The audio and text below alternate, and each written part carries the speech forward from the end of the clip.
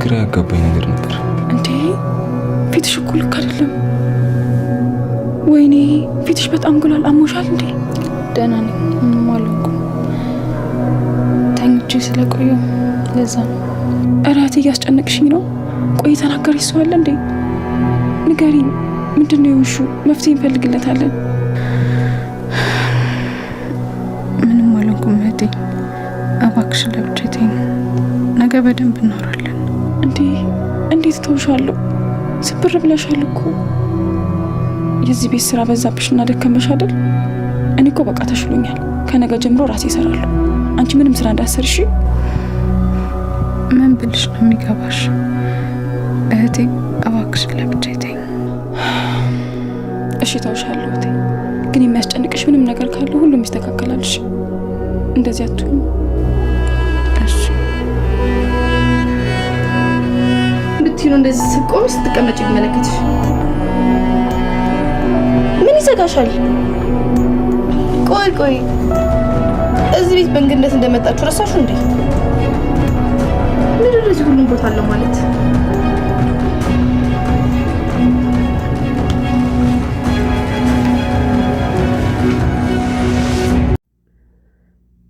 አኑሻ ኑኑን አነቀቻት።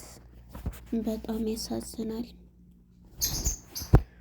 እሷ እናቷ በዋሸቻት ጭንቅላቷን አሳምማ በለቅሶና በመጨነቅ ውስጥ የምትገኘው ኑኑ አኑሻ ደግሞ ተኝታለች በማለት አንገቷን ዘላ አነቀቻት። ኑኑ ምንም መልስ ሳትሰጣት ጸጥ ነው ያለቻት። እንኳን ለሷ ለእህቷ ለመሲ እንኳን መናገር አልቻለችም። ምክንያቱም ሚስጥር ነው፣ ይሄ መውጣት የለበትም እያለች ነበረ ስትላት የነበረው። ሰላም ጤና ይስጥልን ውድና የተከበራችሁ የቻናሌ ቤተሰቦች እንኳን ወደ ቻናል በሰላም መጣችሁ። እንግዳ ክፍል 17 ተለቀቀ። ወደ ክፍል 16 ስንመጣ እንግዲህ የቶማስ ወንድም ሩቤል መጥቷል። ያኔ መጥቶ ሄለን ሰላም በይው ብሎ ከላይ መታ ሰላም ልትለው ተፋጠው ነበር የቀሩት። በዚህም ጊዜ ኮራ ቀብረር ብሎ ሰላምም ያላት። ምክንያቱም እዚህ ላይ ስናይ ብዙ ያልተዋጡልኝ ጥያቄዎች አሉ።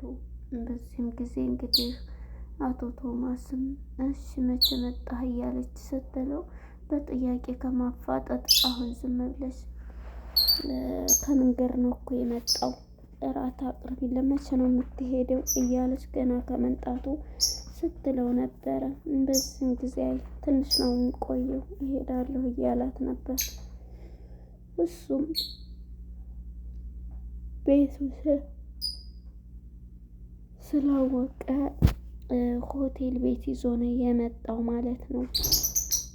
ለምን ነው የኔ ቤት እያለ ሆቴል ያስከው እያለ አቶ ቶማስም ሲናገረው ብቻዬን እዛ ለመቀመጥ ፈልጌ ነው እያለ ነበረ። እንግዲህ እሱም ልቡ የተሰበረው እህቱ እንደሞተችበት ነው። ሁለተኛ ደግሞ የአዶናይ አባት አጎቱ እሱም እንግዲህ ወንድሙ ነው የሚሆነው እንደሞተበት ነው ልቡ ተሰብሮ። ለአዶናይ ደግሞ አባቱ ነው ማለት ነው። እንግዲህ ሉሊት ልበል ሄለን ያስገደለችው ማለት ነው። እሷ አስመሳይዋ ሂጄ ልጆች ምግብ እንዳቀርቡለት ልናገር በማለት ትሄዳለች። በዚህም ጊዜ ሄዳ ወደ መኝታ ክላሷ እየተነፋረቀኝ እያለቀሰኝ ነበረ። ምክንያቱም ቴዲ ካሁን በኋላ በማደርገው ነገር እንዳትለድሚ እንዳትሰበር እያላት ነበር። ወስኝ ይህን ሁሉ የአንቺ ቆሻሻ መጣያ የሆንኩት አንቺ ቆሻሻሽን አንጥተሽ እኔ ላይ ትጠያለሽ እያለ ነበር። ምክንያቱም ኑኑን ለምን አልመረስካትም በማለት ነበረ እንደዛ ሲል። ወርቃ ሳያት እኮ አሳዘነችኝ፣ ባፏ ተደፍታ በልቧ ተደፍታ ሳያት እያላት ነበረ። እሷ ግን አለቃ መሆኔን እንዳትረሳ እያለች ስፎክርበትም ነበረ። አሁን ግን ትልቅ ወጥመድ ውስጥ ገባ። እሱም ካሁን በኋላ እኔ በመወስነው እስከ ዛሬ ደሃ ነበርን አይደል? አሁን በቃ የራሳችንን ተዝን ነገር ውጪ ገንዘብ መጥፊያሽ እንዳይሆን ብያለ ለምኗት ነበር።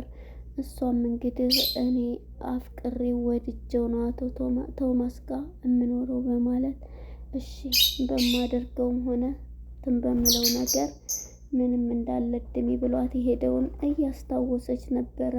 መኝታ ቤቱን ስታለቅስ የነበረችው ትቷት ሲሄድ አስቀምጧት እያለቀሰች ሄደውን ሁሉ እያስታወሰ አይ ጎበዝ መሆን አለብኝ ልጄ ላንቺ ስል ነው እያለች ልጇን እያስታወሰኝና እያለቀሰ ነበረ። ከድንገት አቶ ቶማስ ይመጣና እንደዚሁ ቀፍ ያረጋታል። በሚያቅፋትም ጊዜ ምን ሆነሽብኝ ነው ውዷ ባለቤቴ በሚላት ጊዜ የምኑ ነገር ነው በጣም ልቤ ተሰበረ እያለች ነበር። እንዴ እሱ እኮ በቃ እንደሆነ ሆነ እያለ ነበር የዋሁ ቶማስ ማለት ነው።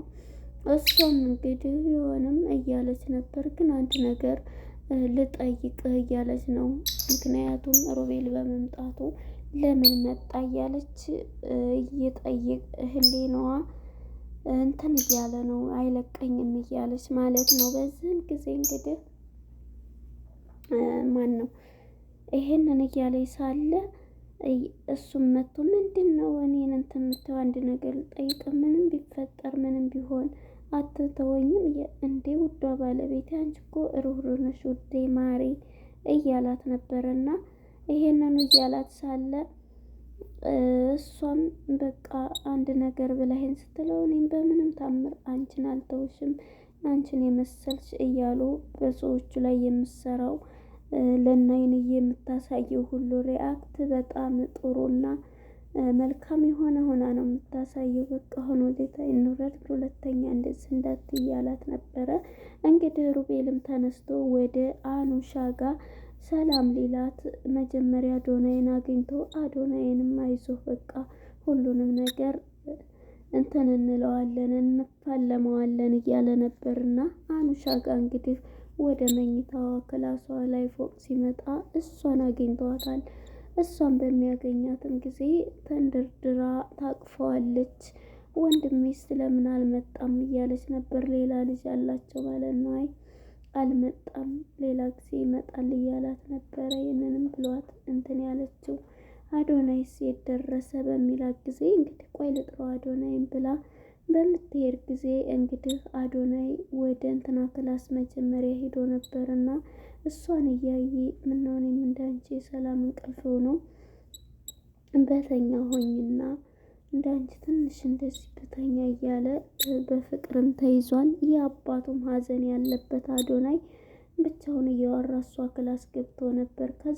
ከዛው ይወጣና በመስኮት ጋር ሆኖ እያዳመጠ ነበር። እሱም እዛው ሆኖ ሳለ ከመሀል እንግዲህ ወይዘሮ ሄለን ትመጣለች።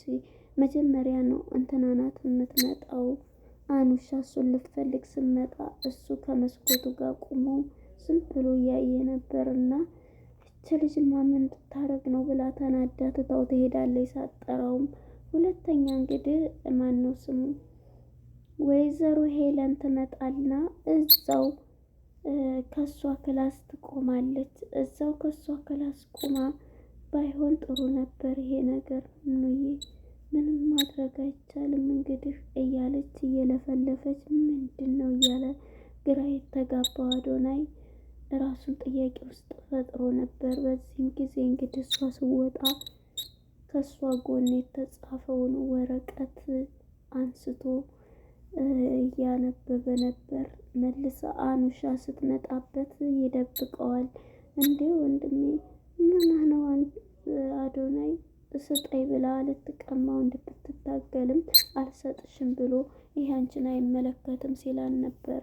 በዚህም ጊዜ ትናደዳለች። በቃን አብሬህ ልቀመጥ ስትለው ተቀመጭ አሁን ብርድ ነው ያስፈልግሽም ሲላል አይ እሱ ጋር መቀመጥ ትፈልጋለች። የዚህም ጊዜ እንግዲህ ተነስቶ ሊሄድ ሲል ለምን ነው ስትለው አይ እኔ መሄድ አለብኝ ይላታል። እንግዲህ ተነስቶ እሱ ይገባል። እሷም እዛው ተቀምጣ ሄዳለች ማለት ነው። እንግዲህ ወደ ሮቤል ጋር ስንመጣ ሮቤል ግን አሁን ላይ ያለው ነገር በጣም እየተጠራጠረና እያወቀ ይመስላል። ስለዚህ በቅርብ ጊዜ አይዞህ እያለ እሱንም ሲመክረው ነበረ። እያወሩ እያሉ ከድንገት እንግዲህ ወይዘሮ ሄለን ትመጣለች። ሄለን ስትመጣ ወሬውን ያቆመውና ደብዳቤ ጽፎለት ነበርና ያን ደብዳቤ ተቀብሎ በቃቸው ሁኔታ ሊሄድ ነው እያለው ነበር። ሊሄድ ነው እንገናኛለን ብሎት ሲሄድ እንግዲህ ማነች ሄለን እንዴ አዶ ግን እኮ በጣም ተቀይሜሃለሁ ትለዋለች። አዶናይንም እንግዲህ ሄለን ተቀይሜሃለሁ ስትለው እንደዛ አንድ ቤቱን መደባበቅ ተጀመረ እንዴ እያለኝ ነበር። አይ ለምን ትቀይም ከኔ ጋር ለይተው እኮ እንደዛ ቶማስን እንትን ስትለው ነው ጋሼ እኮ ምንም ይሄ እንትን አይልም። አኑሻ ግን ተናዳለች። ወደ አኑሻ ስንመጣ ለምን ተኛች?